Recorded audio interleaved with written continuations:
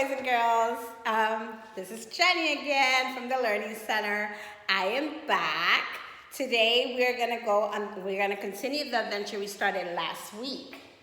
Today we're gonna read chapter 2 from the Magic Treehouse Merlin Missions and the Summer of the Sea Serpent. This is book 3, just in case anybody wants to know the collection. Chapter 2 is called The Water Knight. And they're in the treehouse. Remember last week that the treehouse spun fast and fast and fast, and it was taking them to the adventure. They were going to start their adventure. Okay? So we're going to continue on chapter 2. Okay, so chapter 2, The Water Knight. And the first sentence is, here we go. A salty breeze blew into the treehouse. Seagulls screeched overhead. Jack and Annie looked out the treehouse window. They were high in the branches of a gnarled old tree. The tree was on the sea cliff beneath snow-capped mountains. The mountains overlooked a rocky coast. There was no sign of human life anywhere. It looks wild and lonely here, said Annie. Really lonely, said Jack. I wonder where Merlin and Teddy are. I don't know, said Annie. They were in the trunk of our tree last time.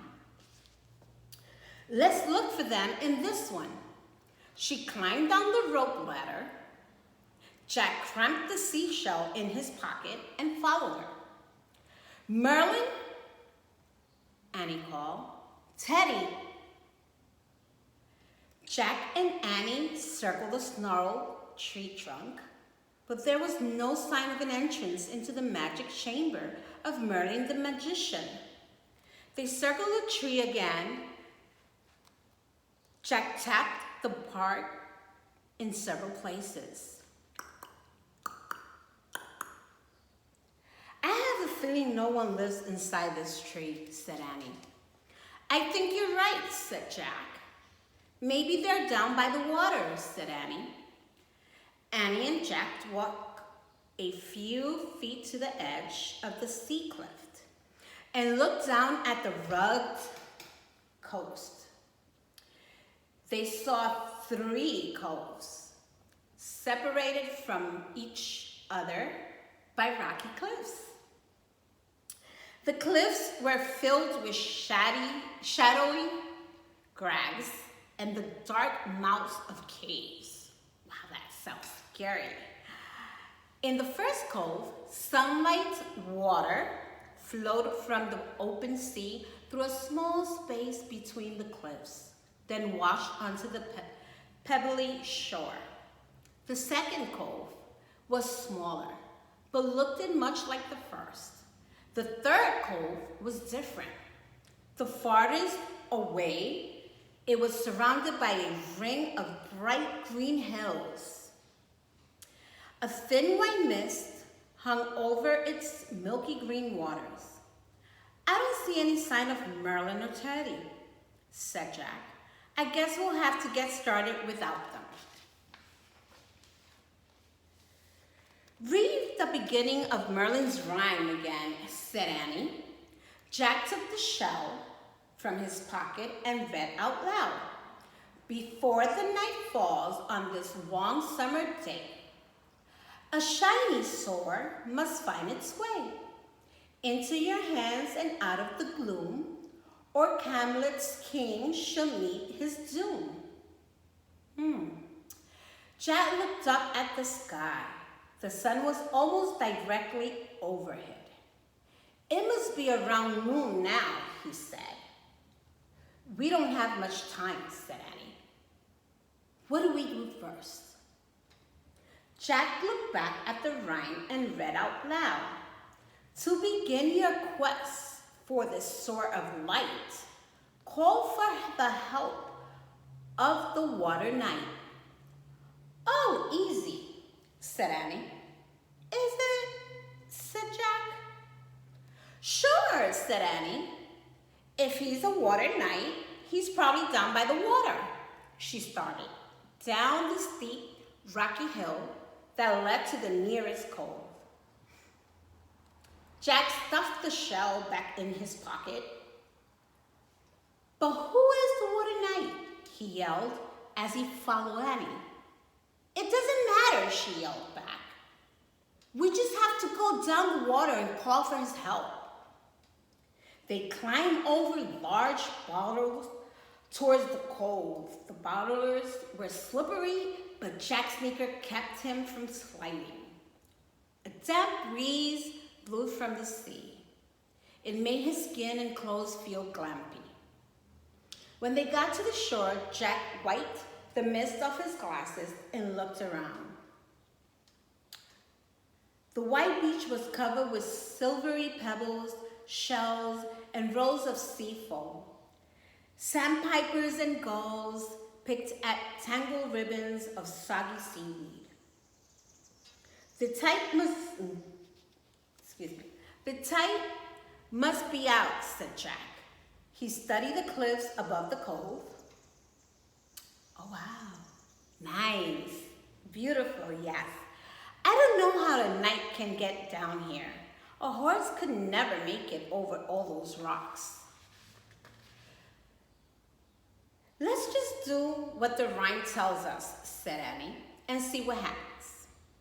Annie stretched out her arms, she closed her eyes, and she raised her hand towards the sky and shouted, "Oh, water knight, whoever you are, come here and help Jack and Annie." Oh, brother, Jack murmured to himself. Suddenly, they heard the wild cries of the seagull. "Jack, look, look," said Annie. She pointed towards the middle of the cove. Seabirds were screeching and flapping above a giant swirl of spray and foam. The swirl was spinning just above the surface of the water, headed towards the beach. "Wow," said Annie. She took off running across the sand, and Jack shouted, "Come back, come back."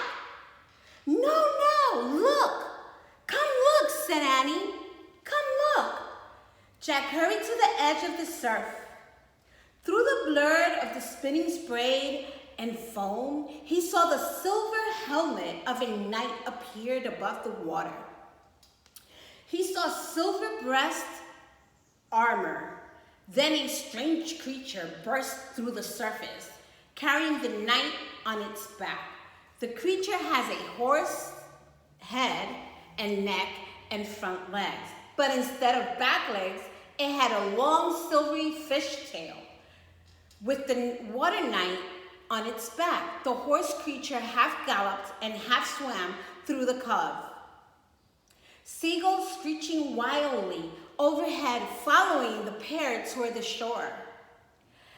As the knight drew close to the edge of the water, he looked straight at Jack and Annie. He raised his gloved hand and beckoned to them. "Okay, we're coming," cried Annie. She started pulling off her sneakers.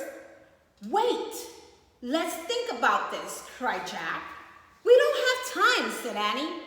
"He wants to help us. He's like the stag that came for us in Camlet." "No, he isn't," said Jack. "He's much weirder." But Annie tossed her sneakers onto the rocks and splashed through the shallow waters. The knight held out his hand and helped her onto the strange horse creature. The creature slapped its fishtail against the water, sending up a fountain of spray. "Come on, Jack! Come on, Jack!" Annie yelled. "We can't waste time." Annie's right, Jack thought. They have to find the Sword of Light before night falls. Yes. He pulled off his sneakers and tossed them up onto the rocks near Annie.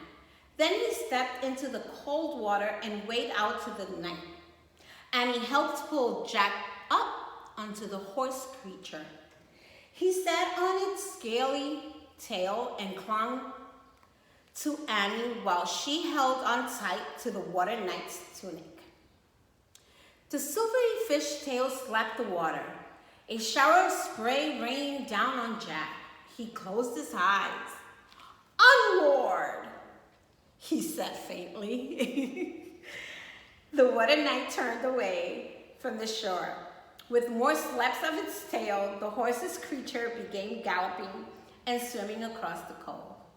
The seagulls shrieked wildly as they snooped after them. Bumping up and down, Jack clung desperately to Annie. He kept his eyes squeezed shut and tried hard not to fall off. As they sped across the cove, the water knight guided his steed steady over each ripple and wave. The bumpy ride soon turned into a smooth one. "This is great," cried Annie. She was very excited. Jack opened his eyes with the wind and spray whipping his face and hair. He began to feel more excited than scared. "I'll bet he's taking us to the Store of Light," cried Annie. "We'll be done with our mission in no time." That would be too easy, thought Jack. But as they sped over the waves, he grew hopeful. Maybe she's right. Maybe they will be easy, he thought. Not all our missions have to be hard. That is true. But what about the rest of the stuff in the rhyme? What about... Before Jack could finish his thought, the strange horse creature stopped and reared up. Jack and Annie tumbled over its fishtail and splashed into the cold water. They sank for a moment and then bobbled back up to the surface, frantically slinging water. They looked up at the water knight and his horse. The knight lifted his arm into the air. He pointed to a pile of boulders near the base of the nearby cliff. Then he spread the fingers of his gloves hand in a gesture of farewell. "Bye." "Thanks," shouted Annie. The horse creature slapped its fish tail and took off in a fountain of spray and foam. With the gulls circling above them, the mysterious pair whirled towards the passage between the cliff that led out to the sea. In a moment, they vanished into the open water beyond. That is the end of chapter 2. So meet me next week so we can read chapter 3. I hope everybody's staying well. I hope everybody is reading. And I hope everybody is safe and having some fun. I cannot wait to be with you, to see you. But meet me here next week so we can finish this grand adventure. I can't wait to see what happens. Bye.